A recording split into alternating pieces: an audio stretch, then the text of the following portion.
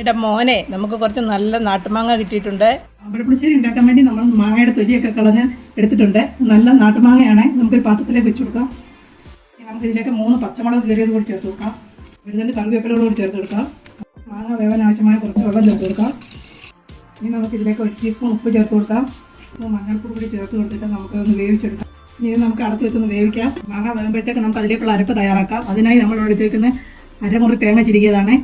അതിലേക്ക് നമ്മൾ 4 ചെറിയുള്ളി, 1/2 ടീസ്പൂൺ മുളക് പൊടി, 1 ടീസ്പൂൺ ചെറിയ ജീരകം ഒന്ന് അരച്ചെടുക്കാം. മാങ്ങ അടിക്ക് പിടിക്കാതിരിക്കാൻ വേണ്ടി നമുക്ക് ഇടയ്ക്ക് ഇളക്കി കൊടുക്കാം. അപ്പോൾ മാങ്ങയൊക്കെ വെന്ത് വന്നിട്ടുണ്ട്. നമുക്കിനി ഇതിലേക്കുള്ള അരപ്പ് ഒഴിച്ചു കൊടുക്കാം. അരപ്പൊക്കെ വെന്ത് റെഡിയായി വന്നിട്ടുണ്ട്. നമുക്കിതിലേക്ക് ഇനി അടിച്ച് വെച്ചിരിക്കുന്ന തൈര് ചേർത്ത് കൊടുക്കാം. ഇതിപ്പം ചൂടായി വന്നിട്ടുണ്ട്. നമുക്കിനി ഇത് മാറ്റി വയ്ക്കാം.